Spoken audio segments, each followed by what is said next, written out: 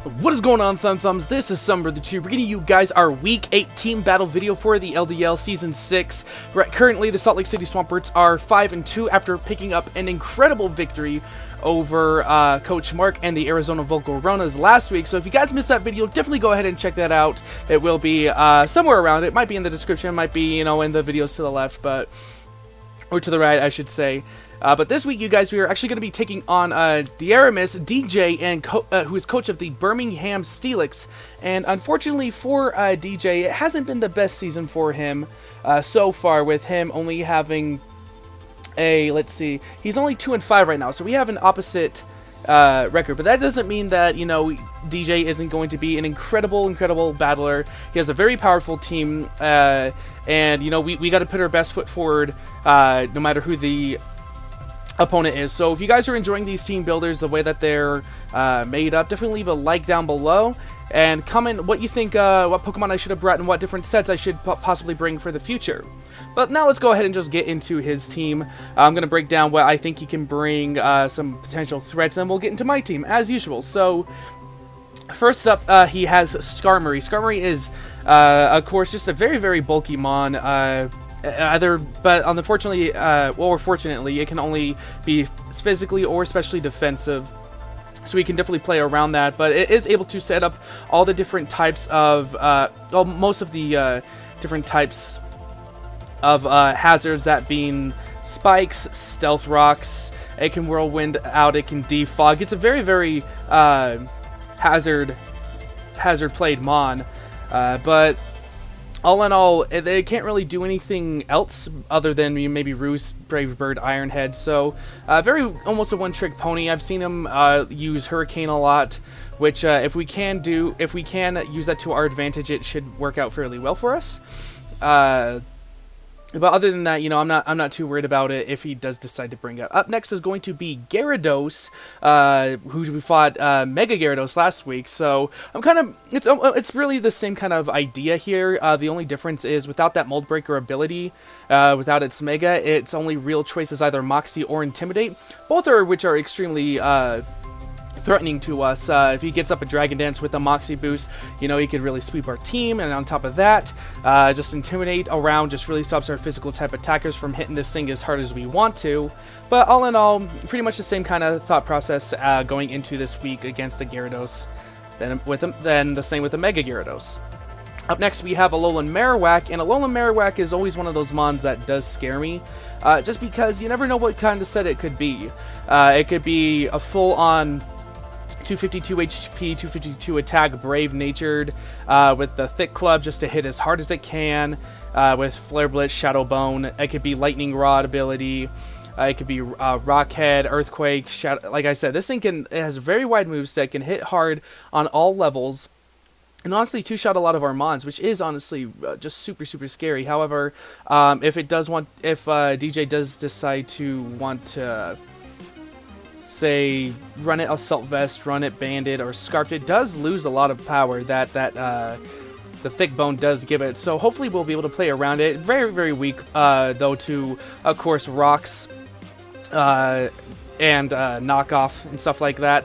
And speaking of knockoff, his next mon, Porygon 2, is very susceptible to knockoff. Holding that Eviolite just makes it probably one of the bulkiest mons in the format here, with Recover, Bolt Beam coverage, it could Toxic, Recover, it's very a lot. There's a lot of different things that this Porygon 2 can go for, and if it really does want to decide to bring Trick Room with that alongside of that Alolan Marowak, I can't talk.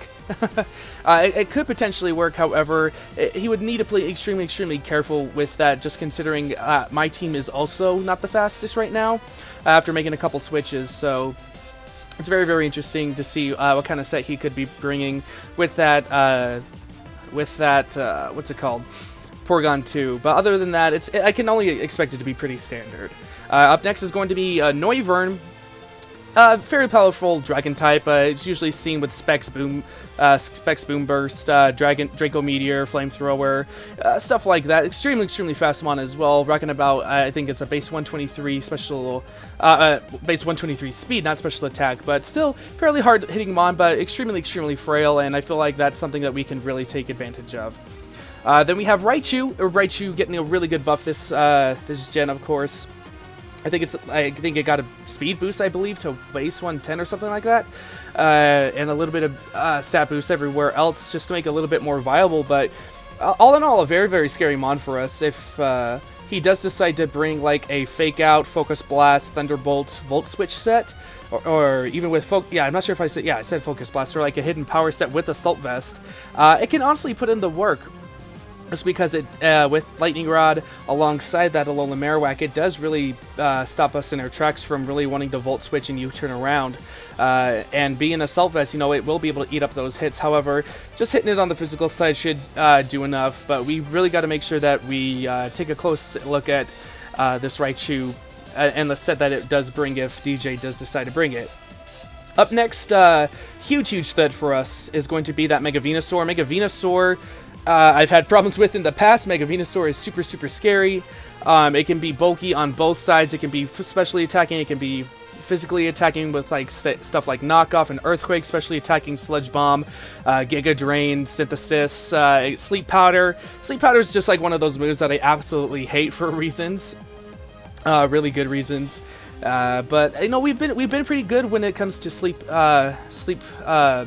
mons like we did last week against Mark. So hopefully that same kind of thought process and RNG is in our favor this week. And when it comes to Mega Venusaur, there's only a few things on my team that can handle it. So we will have to be extremely careful as to how we go about taking this thing down. Because I'm willing to bet more than anything, it is going to come this week. And if it does, to play to our advantage, we do have to be extremely careful of the mons we sack off.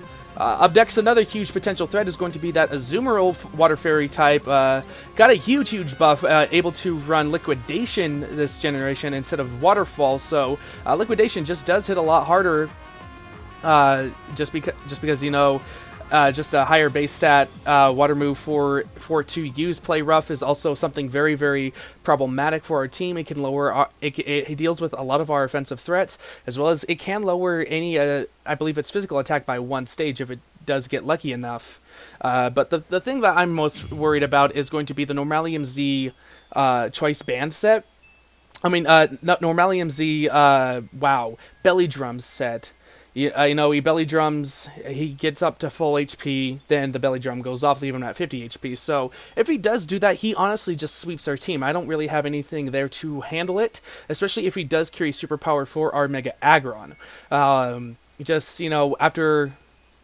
one big hit or one big boost like that, Azumarill just really just takes care of our team. The only real thing that could potentially be the saving grace is if we try and weaken it or poison it to the point to where it can't stay on the field for too long. And if that problem comes about, we'll just have to play accordingly. Up next is Gliscor.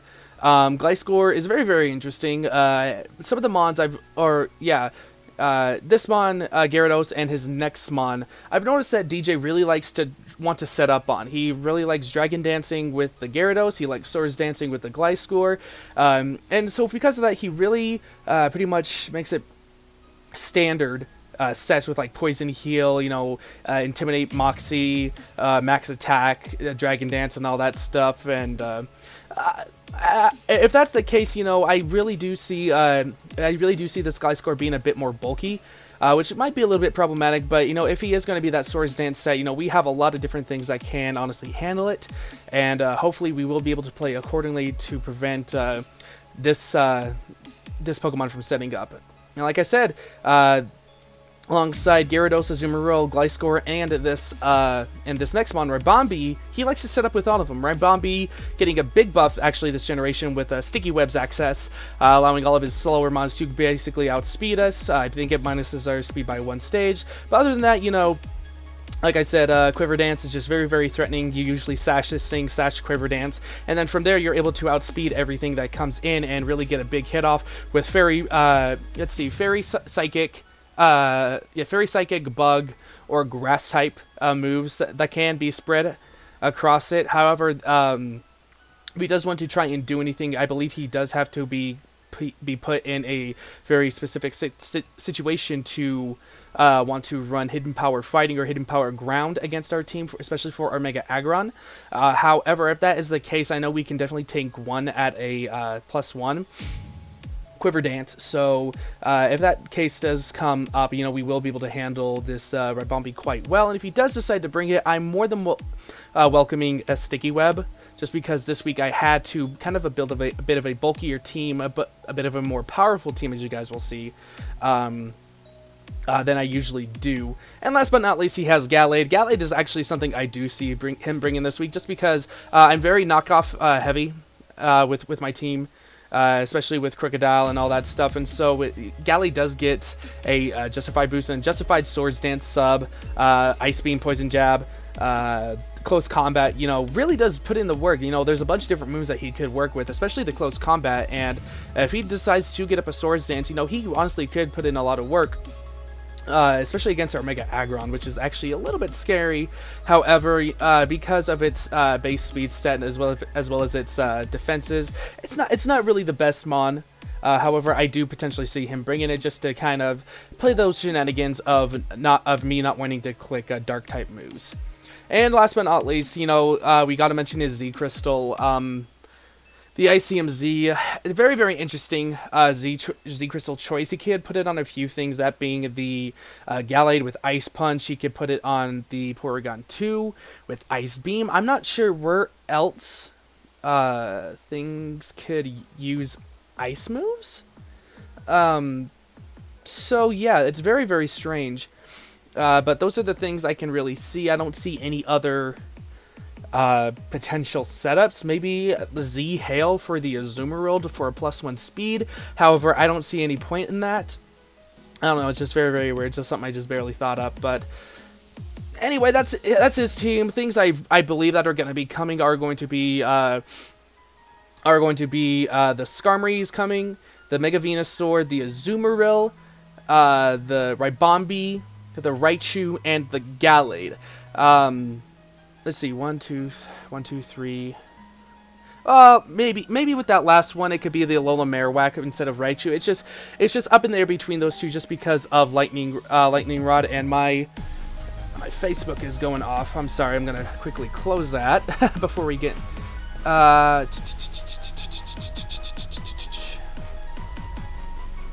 There we go. But anyway, let's go ahead and jump into our team now. First off, starting off the team is going to be our liability, our Crocodile, rocking out with a very, very weird set. It's built a little bit bulky, it's built a little bit offensively, but Intimidate, 172 in speed, Jolly Nature to guarantee that we outspeed that Gyarados by 1.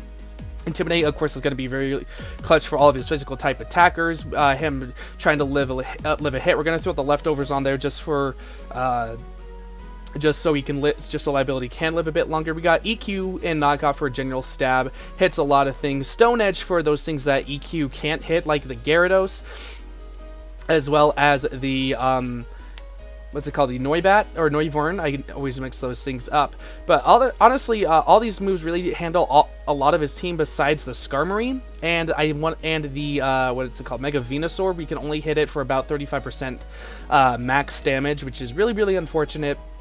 However, everything pretty much gets 2-shot, if not 1-shot, by this thing. And then Stealth Rocks. You know, Stealth Rocks are going to be extremely, extremely important getting up this time around. I know he has a really good defogger in Skarmory, and if the rocks and everything come with and spikes come with our side of the field, we're gonna have to be very, very careful. However, him wanting to switch out with rocks on his own field will definitely make him second guess who he goes into, and we will be able to play around get him wanting to bring in that Skarmory and us getting that switch to take care of it really effectively. Let's see. Up next is going to be Jack, our Jolteon, coming back once again with that 212 speed to guarantee we outspeed that Ribombee just by 1 point. Almost a very standard set. However, I opted not to go for the Volt Switch just because of the potential threat of the Lightning Rod on the Alola Marowak and the Raichu. Just because it's very, very challenging just to have that, and the Thunderbolt damage is there, especially with Life Orb. 252 special attack, of course, 40 in HP, 4 special defense. Thunderbolt does a lot. I mean, it takes care of the Skarmory, it takes care of the Marowak, it takes care of the Azumarill, and it takes care of the Ribombee, as well as the Gallade. So, like, that's half of his team. You know, Thunderbolt can almost two-shot. Shadow Ball, of course, is there. So we're not locked in. We can hit that Alola Marowak a lot harder, especially and even that Raichu. I believe we even two-shot that Raichu, which is super, super nice. And then Hidden Power Ice is primarily there for that Gliscor, just because another ground type being around, it's just really hard to get around stuff like that. And so if Gliscor wants to come in instead of Marowak or the Raichu, Hidden Power Ice is going to be there to pick up the knockout. Once again, we don't have anything for Mega Venusaur. However, with Mega Venusaur, we will be able to hit it fairly hard. And then I threw Agility on there. Agility is honestly there if the situation comes in for any sticky webs, or even Ribombee wanting to set up, or the Gyarados wanting to set up. We'll scare it out, we'll get the Agility off. Or if this Ribombee wants to try and double Quiver Dance, we'll be able to get up to +2 immediately and still be able to do a heck of a lot of damage with Life Orb. So yeah, it is a very, very tricky set. Very, very tricky set. I'm not really used to kind of having Jolteon be that kind of fodder. I'm usually used to Jolteon being the sweeper, but honestly, it could sweep for us if it really wants to. We just got to play our cards right and make sure Jolteon stays at as much health as it can. But up next on the team is going to be Periwinkle or Florges. Pretty standard set this week, almost, with the Moonblast just for general stab coverage. It doesn't really do anything to the Skarmory or the Mega Venusaur once again, but we do have Defog this week just because if Skarmory doesn't want to get rid of things on the field, I definitely will, because I want to make sure that my team stays around for as long as it can.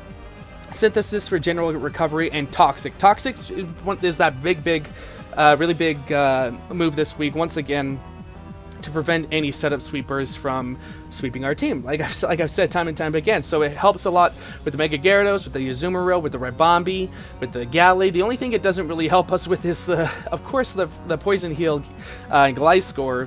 But you know what? I feel like it's going to be able to do its job. It's bold max defense invested, just because we eat up a lot of hits on the special side. Looking at the special attackers of his team, you know, you got the Noivern.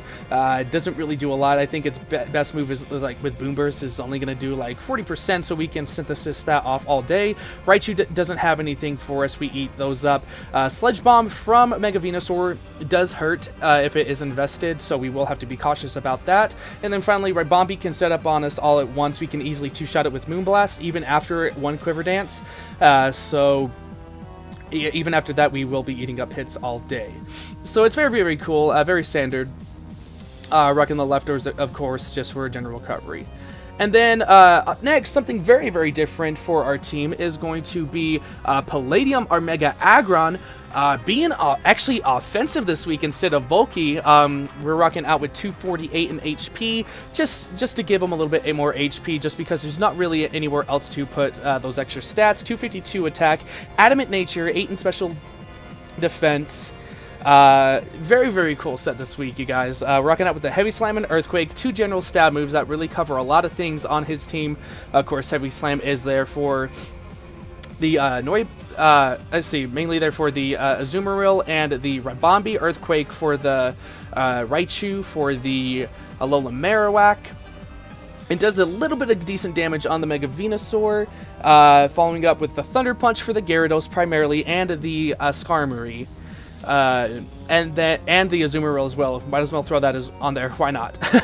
And then the Ice Punch there for the Gliscor and the Noibat. Noivern. I keep saying Noibat, but Noivern, if it is like Life Orb or Specs, will be able to do over 50% to us with a Fire Blast or a Flamethrower, which is really, really problematic. However, guaranteeing that we live one, we do get the knockoff back to it. So if that is the case, you know, we'll be able to tank a good hit and get rid of a really big threat on his team. And as well, I might as well throw it on there, Heavy Slam, I believe, does get the knockout on Gallade, unless it does have defensive investments, which is really, really weird to do that for a Gallade, so I'm not really expecting it. But a very offensive set, you know. We've run Palladium very, very defensive, especially defensive, all these weeks, and I think it's time for a little bit of a change up. As you guys have seen, it's a very, very different team this week. Very, very different team. Then up next, we are going to be bringing back someone who hasn't been on the team for a while, but we have our Kelly, our Salamence, making its return to the team, you guys. It's been a little while, rocking a choice scarf set with the Jolly Nature. Jolly Nature is definitely interesting because I am running Fire Blast on this thing, but Fire Blast is primarily there for that Skarmory. It does get the 2-shot. And, I was debating whether or not I should go naive, but once I saw the damage off of the Fire Blast, I knew that we were going to be okay. Just as long as that Skarmory doesn't get any special defense, it doesn't have any special defense investments. And there's always the potential for the burn for anything that wants to switch in. Then we have Outrage for General Stab. Outrage Scarf just does a whole lot. We have Intimidate once again. If we want to, we can switch out Intimidates between Crocodile and Salamence, which really does put a hamper on a lot of his physically attacking mons, which is really, really helpful. And then Earthquake for just general coverage. It hits a lot of things pretty hard, and where Earthquake doesn't hit, Outrage can just pick up the slack, especially when it comes to the stuff like the Gyarados, the Mega Venusaur, as well as the Gliscor. And even the and Fire Blast actually helps out with the Ribombee because it eats up both. But then the last move I did put on here was Tailwind. Tailwind is very, very helpful for us this week, as you guys will see as we get into our last mon. The whole thought process is to wear down his team and set up the Tailwind right before Salamence can die for one specific reason and one specific only. And that reason is making its debut after being traded to us is going to be Contrabase. Our Exploud is making its debut this week, the first week we are able to use it. Let me tell you guys this right now. Choice Specs Exploud hurts him. It hurts everything on his team. Disregarding a especially defensive Porygon with the Eviolite, so that if we can get the Eviolite off, we're in business. And either that and a especially defensive Skarmory. Those are the only two things that can stand in our way. And because of that, Fire Blast is going to be there for the Skarmory. Ice Beam is there for just any other moves I might want to go for. Sleep Talk has the potential for maybe, Sleep Powder on Mega Venusaur. I can easily come in. But the cool thing is, with Mega Venusaur, a max special defense Calm set cannot take 2 Boom Bursts from this Exploud.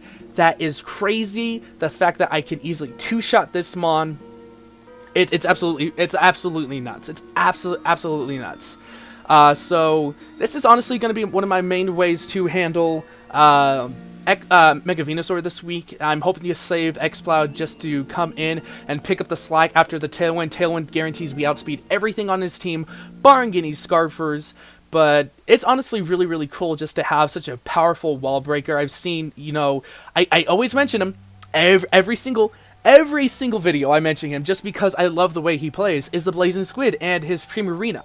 Primarina just being such a very huge wall breaker, being specs with Moonblast, Hydro Pump, and all that stuff, we finally have our little bit of power to follow up with that now, with this Specs Boom Burst Exploud. And the good thing is here is Scrappy actually allows us to hit the Alola Marowak as well, which is something that was really, really problematic. But now with this Scrappy, we can honestly hit anything on his team for a 2-shot. And if I can 2-shot basically anything on his team, that's alright with me. That's going to be our team for this week, you guys. Definitely let me know what you are thinking down below in the comments. Once again, who should I have brought? Who should I have not have brought? This is definitely a very, very different team from what I've brought in the past. A lot of the mons are really pretty much the same, but Salamence is back. We're bringing Exploud. There's no Infernape this week. I debated about bringing Armaldo. Roserade is still on the bench right now. But all in all, very, very cool. Slowbro put in its work. I almost debated wanting to bring Slowbro again to handle some of these mons like it did last week. However, I wanted to try something new and really wanted to shift the gears more with my team. so I can always keep my opponents guessing for the next week, so it's not always the same thing. So we have the offensive Aggron, we have the Life Orb Jolteon, which is pretty standard usually, we got the Tailwind Scarf Salamence, we got the Specs Exploud out of nowhere now, and you know what, it's going to be a fun team. But I'm going to wrap up this video right here, guys. Thank you so much for watching. This is Sunbrother 2.